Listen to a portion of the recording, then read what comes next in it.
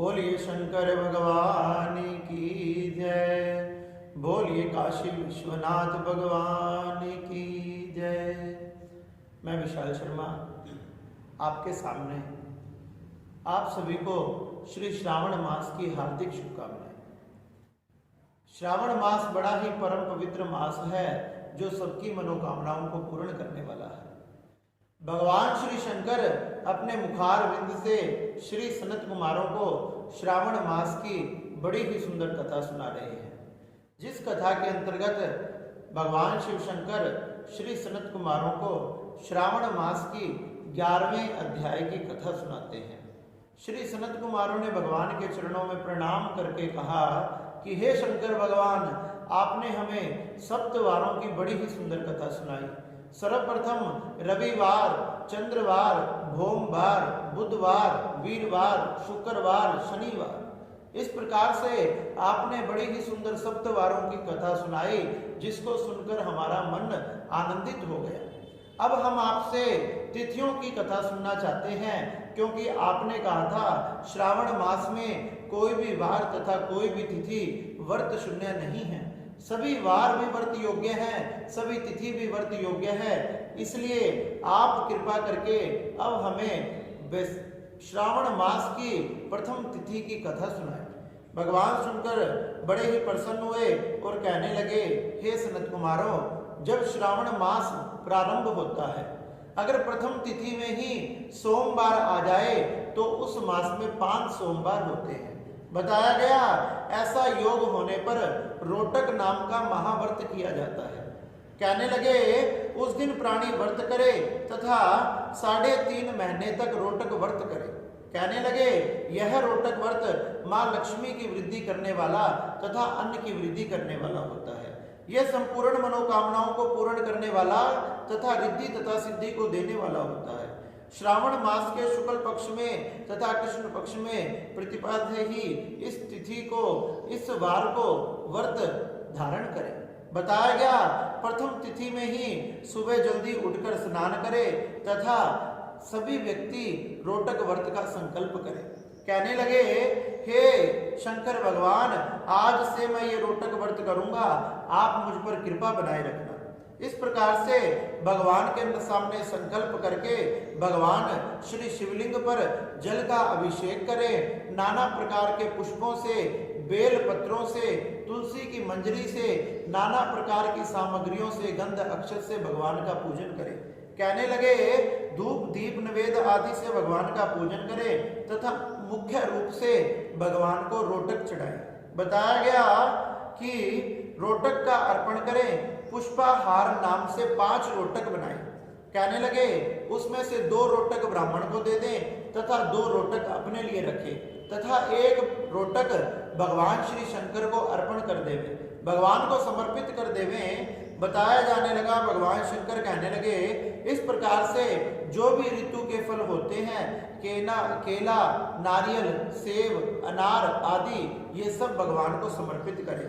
कहने लगे इन फलों को भगवान में समर्पित करना चाहिए। इससे हमें किस फल की प्राप्ति होती है?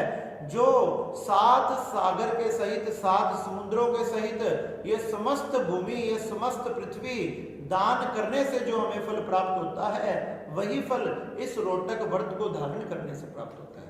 भगवान शंकर कहने लगे ये व्रत 5 साल तक करना चाहिए।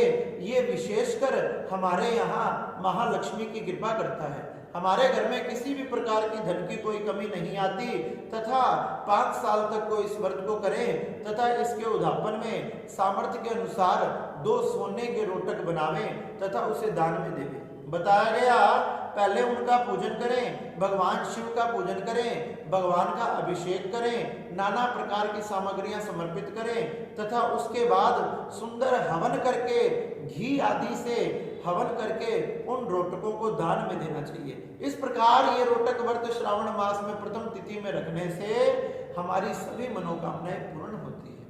शंकर भगवान कहने लगे हे सनत कुमारो, अब तुम्हें मैं द्वितीय की कथा सुनाता हूँ कि द्वितीय तिथि में, दूसरी तिथि में कौन सा व्रत धारण किया जाता है। प्राणी द्वितीय तिथि को अगर व्रत धारण करते हैं तो वो पुत्रवान तथा लक्ष्मीवान होते हैं। बताया द्वितीय तिथि में ओटुंबर नाम का व्रत किया जाता है। यह ओटुंबर नाम का व्रत सभी पापों को नष्ट करने वाला है, हमारे जन्म जन्मांतर के पाप तथा भ्रम हत्या आदि पापों को भी नष्ट करने वाला है। कहने लगे द्वितीया की सुबह जल्दी स्नान करके स्वच्छ वस्त्रों को धारण करके भगवान के समीप जाकर व्रत का संकल्प करे तथा गूलर के वृक्ष का पूजन करे। अगर आपको गूलर का वृक्ष ना मिले तो अपने घर पे ही किसी वृक्ष का चित्र ले आए या दीवार पर गूलर का वृक्ष का चित्र बनाकर उसकी पूजा करें।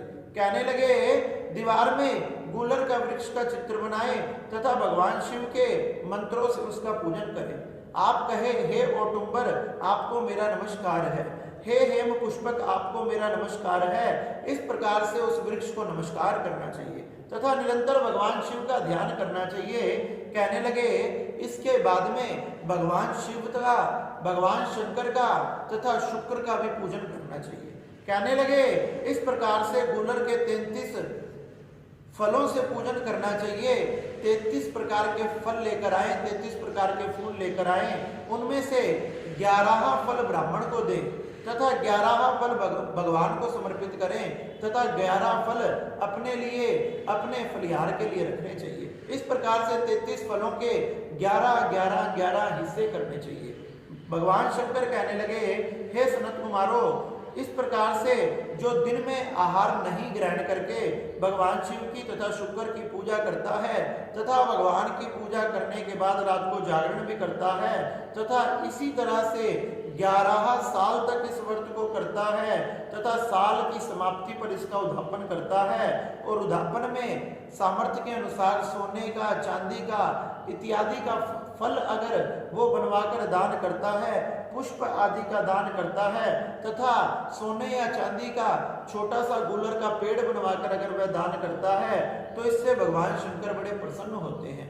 भगवान शंकर की तथा शुक्र की मूर्ति को दान करता है उनकी पूजा करके तथा इस प्रकार से अगर वो करता है तो उसे बहुत से फल की प्राप्ति होती है। भगवान शंकर कहने लगे ओटुंबर की लकड़ी, घी, तिलों द्वारा हवन करे। बताया गया हवन की समाप्ति पर आचार्य का पूजन करे, विधान के अनुसार ब्राह्मणों को भोजन करावे। हे वत्स, इस तरह से जो व्रत धारण करता है उसकी मैं फल की गणना भी तुमसे नहीं कह सकता। कहने लगे जिस प्रकार से हम एक वृक्ष का वृक्षारोपण करते हैं और जैसे ही वो वृक्ष बड़ा हो जाता है, बड़ा हो जाने के बाद उसमें हजारों प्रकार के पत्ते आते हैं, बहुत प्रकार के उसमें पत्ते, टहनियां, फल, फूल आदि आते हैं। जिस प्रकार से एक वृक्ष में हजारों प्रकार की टहनियां, हजारों प्रकार के पत्र, हजारों प्रकार के फूल तथा हजारों प्रकार के वृक्ष होते हैं, उसी के समान जन्म जन्मांतर तक, हजारों वर्षों तक उस व्यक्ति का वंश आगे चलता रहता है। कभी भी उसके घर में पुत्र की, पुत्री की कमी नहीं आती, कभी भी उसके घर में उसका वंश निसंतान नहीं रहता।